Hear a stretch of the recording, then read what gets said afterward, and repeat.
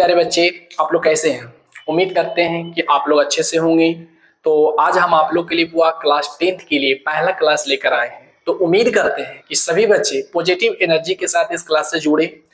और वो अगर जिस बच्चा को लगता है कि सर मैथ हमें बहुत ही दिक्कत होता है, तो सबसे पहले कह देना चाहते हुआ कि वो अपने दिमाग से नकारात्मक चीज को वो हटा दे। ठीक है, जितने भी नेगेटिव चीज है वो सबसे पहले हटा लीजिए, आपके लिए बहुत ही आसान होने वाला है। ठीक है ना, क्योंकि हम यहाँ पे बेसिक लेवल से स्टार्ट करेंगे। ठीक है, जीरो लेवल से, जो हर एक बच्चा को समझ में आएगा। ठीक ना, तो आज की अगर टॉपिक की अगर बात किया जाए तो पहला जो टॉपिक बात करते हुआ वो है आपके लिए वास्तविक संख्या। पहला टॉपिक क्या है हुआ? वास्तविक संख्या। ठीक ना, वास्तविक संख्या को बोलते हैं पर रियल नंबर। क्या बोलते हैं हुआ? Real number. ये वास्तविक संख्या क्या है हुआ? तो वास्तविक संख्या को समझने से पहले हम लोग कुछ बेसिक पार्ट को बारे में सबसे पहले सीखेंगे। ठीक ना, इसके बाद हम लोग वास्तविक संख्या के बारे में आएंगे। तो वास्तविक संख्या को समझने से पहले सबसे पहले हम लोग समझते हैं हुआ संख्या पद्धति। संख्या पद्धति, नंबर सिस्टम। ये नंबर सिस्टम क्या है हुआ? तो अगर नंबर सिस्टम की बात किया जाए ना, तो सबसे पहले नंबर सिस्टम को हम लोग दो भागों में डिवाइड कर देते हैं। पहला हो जाता है वो दशमलव पद्धति। पहला कौन सा पद्धति? वो दशमलव पद्धति। और दूसरा की अगर बात किया जाए तो वो है वो द्विआधारी पद्धति। द्विआधारी पद्धति। ठीक है, द्विआधारी पद्धति। अब समझिएगा ये दशमलव पद्धति क्या है, द्विआधारी पद्धति क्या है। दशमलव पद्धति कहने का मतलब वो 0 से लेकर 9 तक जितने भी आप अंक देखते हो सबके सब आपके दशमलव पद्धति के अंतर्गत आएंगे। और द्विआधारी पद्धति का मतलब सिर्फ इसमें 0 और 1, द्विआधारी पद्धति में सिर्फ 0 और 1 ही रहेगा। ठीक है, तो वो आपके लिए कौन सा पद्धति होगा? द्विआधारी पद्धति। लेकिन इसका फिलहाल में हमको जिक्र नहीं करना, जो भी जिक्र करना है वो दशमलव पद्धति के बारे में। ठीक है, तो दशमलव पद्धति 0 से लेकर 9 तक जितने भी इसमें अंक आए, टोटल 10 अंक आए, तो वो आपके लिए दशमलव पद्धति होगा। ठीक ना, और ये जो 0 से लेकर 9 है ये तुम्हारे लिए अंक है। ठीक है, और अंक से जो मिलकर बनता है वो आपके लिए क्या बनता है? वो संख्या। अंक से जो मिलकर बनता है वो क्या बनता है? संख्या। जैसे वो एग्जांपल के लिए ले लीजिए, यहाँ पर 301, 3 भी तुम्हारे लिए अंक है, 0 भी अंक है, 1 भी अंक है। ये जो टोटल जब मिला दीजिएगा वही तुम्हारे लिए क्या कहलाएगा? संख्या। ठीक है ना, तो सभी बच्चे से उम्मीद करते हुए कि अंक और संख्या बढ़िया से समझ गए होंगे। ठीक है, चलिए अगला जो टॉपिक है वो है प्राकृत संख्या। क्या है वो? प्राकृत संख्या। तो प्राकृत संख्या क्या है वो? जिसे इंग्लिश में बोलते हैं नेचुरल नंबर। तो सभी बहादुर बच्चे जानते हुआ कि प्राकृत संख्या कहने का मतलब गिनती की संख्या को ही हम लोग कौन सी संख्या बोलेंगे? प्राकृत संख्या। कौन सी संख्या बोलेंगे? वो प्राकृत संख्या। अब समझिएगा कि बच्चे का मन में ख्याल होगा कि सर हम लोग गिनती की संख्या को ही प्राकृत संख्या क्यों बोलते हैं? तो देखिए होंगे वो, आप कोई भी वस्तु को कौन करते हो, कोई भी वस्तु को गिनते हो तो कहां से गिनते हो? 1 2 3 4 5 इस तरह से गिनते हो। हम बोले वो मेरे पास कितनी उंगलियां है? तो 1 2 3 4 5। तो बोलिए सर ये 5 उंगलियां। तो आपने कहां से काउंट किया? 1 से। नहीं कह सकते हुआ कि गिनती की संख्या को ही हम लोग कौन सी संख्या बोलेंगे? प्राकृत संख्या। ठीक है, जैसे में एग्जांपल की अगर बात किया जाए तो 1 2 3 4 5 डॉट डॉट डॉट अनंत, ये जो सारे यहाँ पर जो लिखा गया है सब क्या है? प्राकृत संख्या है। कहां से स्टार्ट किए हुआ? 1 से स्टार्ट किए हैं। तो जो 1 से जो आप गिनती की संख्या जहां से स्टार्ट कीजिएगा वो आपके लिए कौन सी संख्या होगा? प्राकृत संख्या। और सबसे छोटी प्राकृत संख्या 1 और सबसे बड़ी प्राकृत संख्या कितना हो जाएगा? अनंत। ठीक है, चलिए प्राकृत संख्या की अगर बात किया जाए तो सही बच्चे समझ गए होंगे। इसके बाद आता है वो पूर्ण संख्या। कौन सी संख्या? वो पूर्ण संख्या, जिसे इंग्लिश में बोलते हैं वो होल नंबर। ये होल नंबर क्या है? जब हम प्राकृत संख्या पढ़ रहे थे वह तो किसी की कमी खल रही थी। वो किसकी कमी खल रही थी? वह तो शून्य की। किसकी कमी खल रही थी? तो शून्य की। तो बस वह पूर्ण संख्या क्या कहता है वह कि प्राकृत संख्या में जब शून्य को भी शामिल कर ले तो वो आपके लिए कौन सी संख्या होगा? पूर्ण संख्या। कौन सी संख्या होगा? वो पूर्ण संख्या। जैसे अगर बात किया जा रही वो तो देखिए 1 2 3 4 ये तो प्राकृत संख्या है। ठीक ना, किसकी कमी खल रही थी? वो तो शून्य की। जब इसको शामिल कर ले तो वो कौन सी संख्या हो जाएगी? पूर्ण संख्या। ठीक है, तो चलिए पूर्ण संख्या भी सभी बच्चे क्लियर कर लिए होंगे। इसके बाद आता है रे बुआ, इसके बाद अगर टॉपिक की अगर बात किया जाए तो पूर्णांक संख्या। ये पूर्णांक संख्या क्या है बुआ? तो सभी बच्चे पूर्णांक संख्या के बारे में सीखेंगे, इंटीजर नंबर।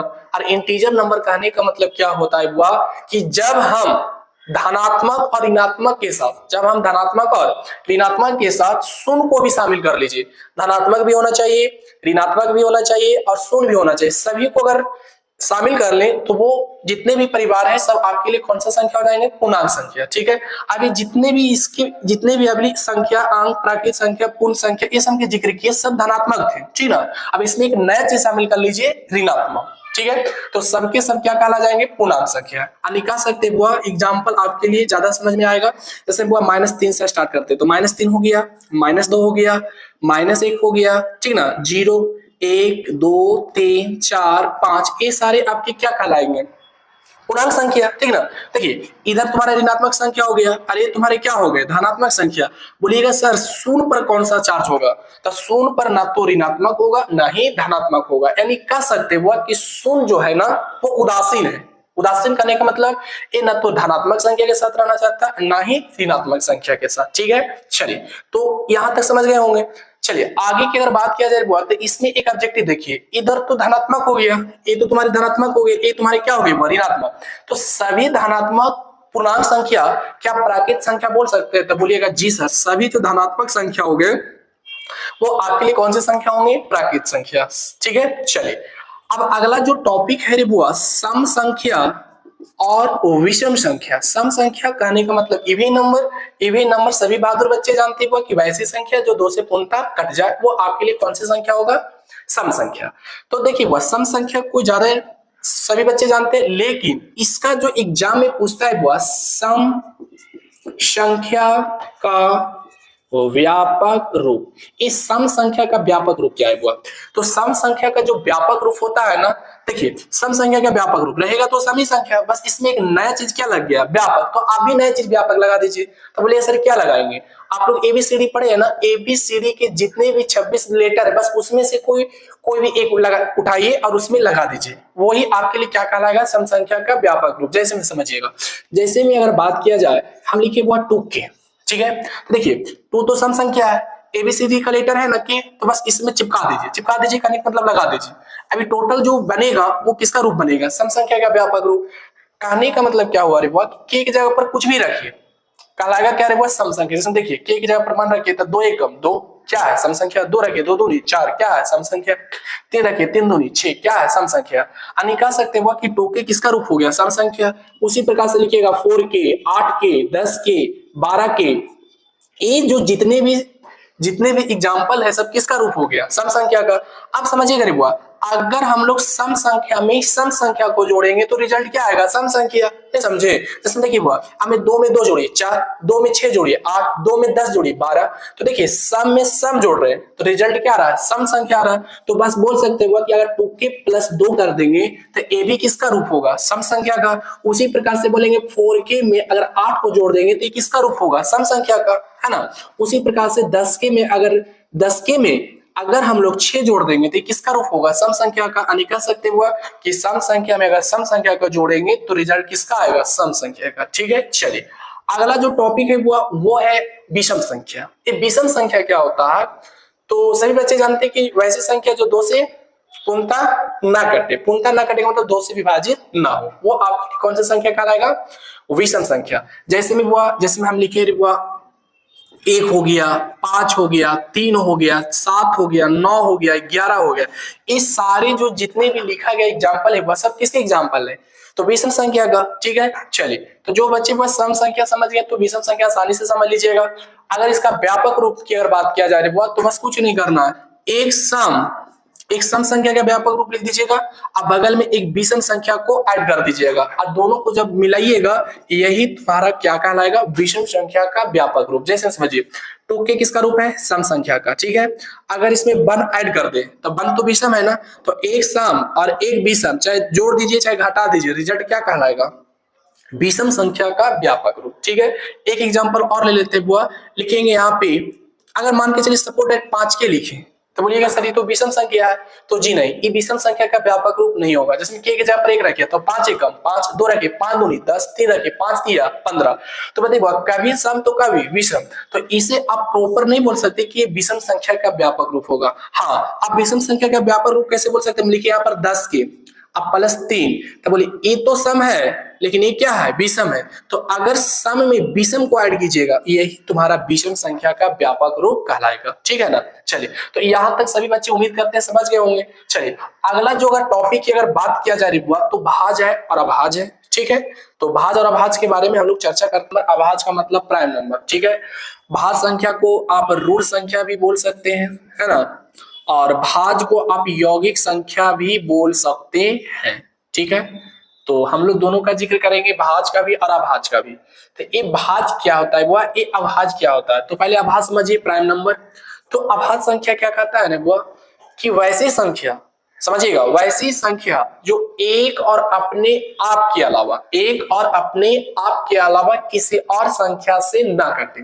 फिर समझिएगा, अभाज्य संख्या किसे कहेंगे, वैसी संख्या जो एक और अपने आप के अलावा किसी और संख्या से ना कटे, वो आपके लिए कौन सा संख्या होगा, अभाज्य संख्या, ठीक है। चलिए सिंपल फॉर्म में समझिएगा, कोई भी संख्या अभाज्य संख्या कब होगा, जब एक और अपने आपके अलावा किसी और संख्या से ना कटे। जैसे देखिए, एक से बड़ी होनी चाहिए, जैसे एक से बड़ी करने का मतलब कितना हो जाएगा, 2।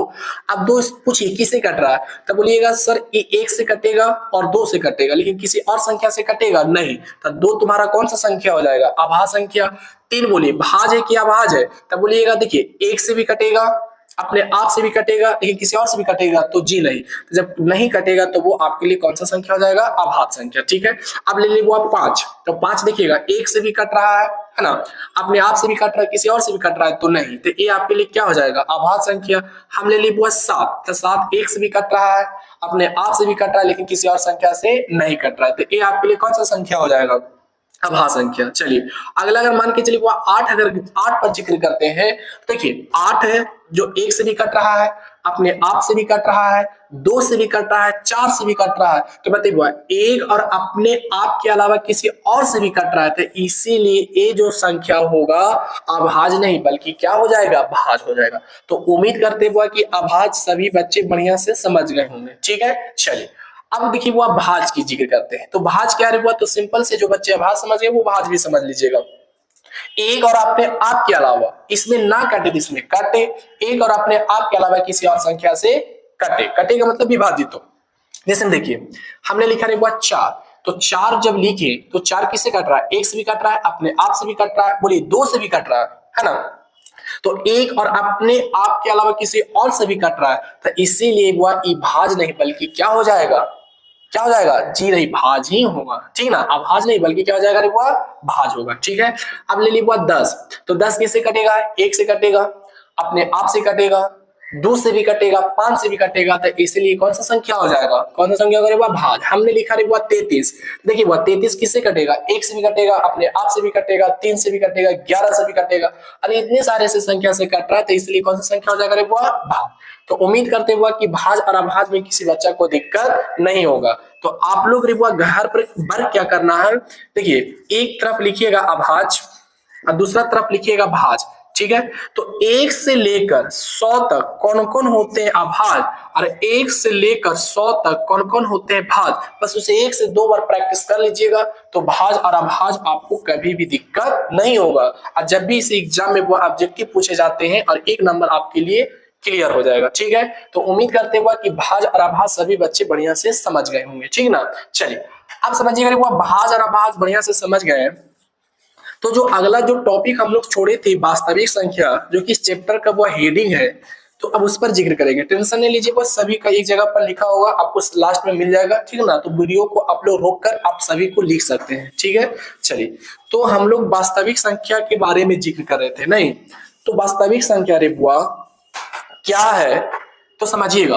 वास्तविक जैसे में आप लोग संख्या सीख गए ना, है ना, जो अंक से मिलकर जो बनता है वो आपके लिए संख्या कहलाता है बुआ। और संख्या का भी 2 वैरायटीज है, संख्या का भी क्या वैरायटी है बुआ, 2 वैरायटीज है।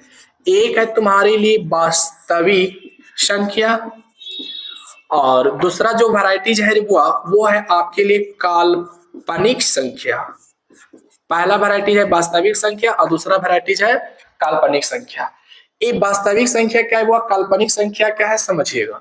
जैसे वो प्राणी, प्राणी का नाम आप देख रहे हो, प्राणी का मतलब जो आप लोग देखे होंगे, जो दिखता है ना, जो दिखता है कहने का मतलब जो बोलता है, दिखता है। जैसे देखिए घोड़ा, हाथी, गाय, ये समय आपको क्या हो दिख रहा है, लेकिन कुछ प्राणी ऐसा भी मानते हैं जो आप लोग को नहीं दिखता है, जैसे देखे होंगे भूत तुरंत दिखता है, नहीं दिखता है। तो सेम प्रोसेस यहाँ है, वास्तविक संख्या का मतलब जो रियल में आपको दिखेगा, रियल में दिखेगा, है ना। और काल्पनिक का मतलब सिर्फ आप इमेजिन कीजिएगा, बस वो होता है, ज्यादा नहीं, सिर्फ होता है, ठीक ना। तो समझिए वास्तविक संख्या, वास्तविक संख्या जो आपको रियल में इसका यूज करते हो, और काल्पनिक संख्या का मतलब सिर्फ आप इसको इमेजिन करते हो। तो इसको पहचानिएगा कैसे हुआ, जैसे लिखे हुआ 1 लिखे, 2 लिखे, √2 लिखे, √5 लिखे, 0.1 लिखे, 0.2 लिखे। इस जितने भी आप लोग यहाँ पर एग्जाम्पल देख रहे हो कभी ना कभी आप इसका यूज किए होंगे, जो यूज कर रहे हैं वो आपके लिए कौन सा संख्या हो जाएगा, वास्तविक संख्या, ठीक है। और काल्पनिक संख्या कहने का मतलब जो रूट के अंदर ऋणात्मक संख्या नहीं होना चाहिए, रूट के अंदर ऋणात्मक संख्या नहीं होना चाहिए। अगर हो रहा है वो तो वो कौन सा संख्या होगा, काल्पनिक संख्या। अब फिलहाल के लिए हम लोग क्लास 10th में इसके बारे में ज्यादा जिक्र करना नहीं है, ठीक ना। चलिए, तो हम लोग जो भी जिक्र करेंगे वो वास्तविक संख्या के बारे में। आई जो वास्तविक संख्या क्या है बुआ, तो कहता है बुआ कि ये जो वास्तविक संख्या है, ये परमेय संख्या, परमेय संख्या और अपरमेय संख्या का सम्मिलित रूप ही आपके लिए वास्तविक संख्या कहलाता है, समझे। परमेय संख्या और अपरमेय संख्या का जो सम्मिलित रूप होता है वो आपके लिए क्या कहलाता है, वास्तविक संख्या। अब समझिएगा कि ये परमेय संख्या क्या है। परमेय संख्या रे वो वैसी संख्या जो p/q के रूप में हो, q बराबर नॉट इक्वल टू 0, समझे। वैसी संख्या जो p/q के रूप में हो, q बराबर नॉट इक्वल टू 0। बहुत सारे बच्चे को समझ में नहीं आ रहा है कि सारी p/q है, p/q क्या है, q बराबर 0 क्या है, तो बहुत सारे बच्चे को समझ में नहीं आ रहा होगा। अब समझिएगा कि काहे q बराबर नॉट इक्वल टू 0 होता है। एग्जांपल समझिएगा, जैसे देखिए परमेय संख्या लिखिए 2/3, तो p/q के रूप में हुआ, हम खाली लिखे 2, तो कुछ बोलिएगा सर ये तो p है, q कहाँ है, तो कुछ है तो नीचे 1 है, तो p/q हो गया। हमने लिखा हुआ √25, तो बोलिएगा सर √25 है, 25 का क्या वर्गमूल निकलेगा, तो हाँ निकलेगा 5, तो ठीक है 5 तो निकल गया, नीचे कुछ है तो क्या है 1, हम लिखे हुआ 0, तो बोलिए बस 0, तो कुछ है तो नीचे 1 है ना, तो p/q हो गया ना, लेकिन 1/0 लिखेंगे तो ये तुम्हारा प्राकृत संख्या, सॉरी परमेय संख्या नहीं होगा। क्यों नहीं होगा, क्योंकि q बराबर 0 नहीं होना चाहिए। ऐसा क्यों नहीं होना चाहिए वो समझिएगा इधर। जैसे में वो यहाँ पर हम कुछ एग्जाम्पल ले रहे हैं वो, जैसे हम देखिएगा, हम लिखे हुआ 1/2, 1/2 का मतलब क्या होता है कि 2 में एक हिस्सा, 2 में एक हिस्सा, तब नहीं आधा हुआ, 1/2 का मतलब आप लोग आधा बोलते हो। 1/3, 3 में एक हिस्सा पॉसिबल है कि नहीं है, जी हाँ पॉसिबल है। हम लिखे हुआ यहाँ पर लिखे 5, नीचे 5 हिस्सा में 2 हिस्सा, ये भी पॉसिबल है। हमने लिखा हुआ 0/1, 1 में 0 हिस्सा, ये भी पॉसिबल है। लेकिन अगर हम लिखे हुआ 1/0, 0 में एक हिस्सा, क्या ऐसा पॉसिबल है, नहीं, इसलिए बोलते हुआ q बराबर 0 नहीं होना चाहिए, ठीक है। तो उम्मीद करते हुआ कि परमेय संख्या सभी बच्चे बढ़िया से समझ गए होंगे, ठीक ना। चलिए, तो अभी तो परमेय संख्या समझ गए, आप परमेय संख्या क्या करता है बहुत सिंपल से पूछिएगा उससे, क्या रूट से निकलिएगा जी, तो बोलेगा नहीं बस रूट से हम नहीं निकलेंगे, जैसा वैसा ही रहना चाहेंगे, बस थोड़ा माना परिवर्तन होंगे लेकिन रूट में ही रह जाएंगे, तो वो आपके लिए कौन सा संख्या हो जाएंगे, अपरमेय संख्या, ठीक है। आप समझिएगा रे बुआ, ये जो तुम्हारा परमेय संख्या है ना, परमेय संख्या को भी हम लोग दो भागों में डिवाइड कर देते हैं, ठीक है, आप लोग समझने में आसानी होगा। समझने में देखिए, परमेय संख्या एक को बोलते हैं शांत और दूसरा को बोलते हैं वो अशांत आवर्ती। शांत क्या होता है बुआ, अशांत आवर्ती। शांत आवर्ती का मतलब क्या होता है बुआ, बस कुछ नहीं है। शांत आवर्ती का मतलब क्या होगा कि दशमलव के बाद कोई भी संख्या से भाग दीजिए, दशमलव के बाद वो मतलब कट जाएगा, है ना। जैसे देखिए 2.5, दशमलव के बाद रुक गया, 3.64321 जाकर रुक गया, यानी रुक जाएगा, तो वो आपके लिए क्या कहलाएगा, शांत कहलाएगा, ठीक ना। और जब शांत है तो वो परमेय भी संख्या होगा, या नहीं तो बस शांत के लिए सबसे आसान तरीका क्या है बुआ, कि बस कुछ नहीं कीजिएगा, हर का अभाज्य गुणनखंड, हर का अभाज्य गुणनखंड, हर का मतलब समझे ना, ऊपर अंश होता है और नीचे क्या होता है, हर होता है। अगर हर का अभाज्य गुणनखंड 2 या 5 रह जाए तो वो आपके लिए शांत होगा, ठीक है। इसका भी जिक्र करेंगे, बस फिलहाल के लिए समझिएगा कोई भी संख्या शांत कब होगा, हर का अभाज्य गुणनखंड 2 या 5 होगा, या नहीं तो दशमलव के बाद वो संख्या रुक जाएगा, या दशमलव के बाद वो पूरा वो संख्या कट जाएगा, वो आपके लिए क्या हो जाएगा, शांत हो जाएगा, ठीक है। अशांत आवर्ती का मतलब क्या होता है वो, कि दशमलव के बाद वो रुकेगा नहीं, बस किसी खास पैटर्न को वो फॉलो करेगा। जैसे मान के चलिए कोई भी संख्या से भाग दीजिए, जैसे मैं एक बार 3 को 1 से भाग दीजिएगा तो 0.33333 इस तरह से आपका रिपीट करते रहेगा, तो वो आपके लिए कौन सा संख्या हो जाएगा, अशांत कौन सा संख्या हो जाएगा रिपॉर्ट, अशांत। जैसे में देखिए, जैसे अगर एग्जाम्पल की अगर बात किया जाए तो लिखेंगे 0.333333, तो बहुत खास एक पैटर्न का फॉलो कर रहा है ना।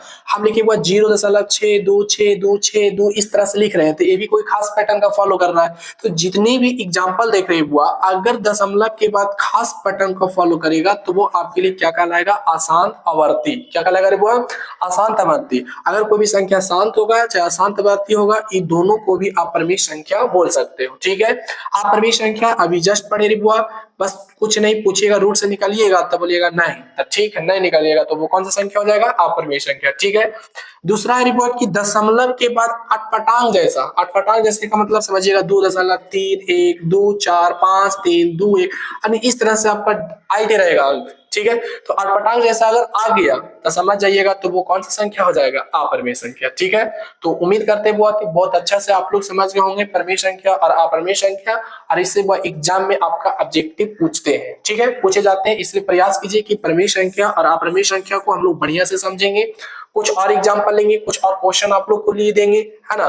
देखते हैं कि कितने बच्चे जितने भी अभी टॉपिक पढ़ाए हैं सभी टॉपिक से 2-2 3-3 4-4 क्वेश्चन रहेगा, और उम्मीद करते हुए कि कितने बच्चे सही करते हैं। ठीक है ना, कितने बच्चे सही करते हैं वो आप लोग बस कुछ नहीं कमेंट में आप लोग लिख कर बता सकते हैं। ठीक ना, चलिए तो फिर अगला जो टॉपिक रहेगा वो, इससे आपका ऑब्जेक्टिव क्वेश्चन रहेगा, एमसीक्यू क्वेश्चन रहेगा। एमसीक्यू कहने का मतलब 4 ऑप्शन रहेगा, 4 ऑप्शन में से कोई एक ऑप्शन आपके लिए क्या होगा, सही होगा, और उसको बढ़िया से कॉपी में बनाकर उसको आप हमें बताइएगा। ठीक है, चलिए आज के बस इतना ही।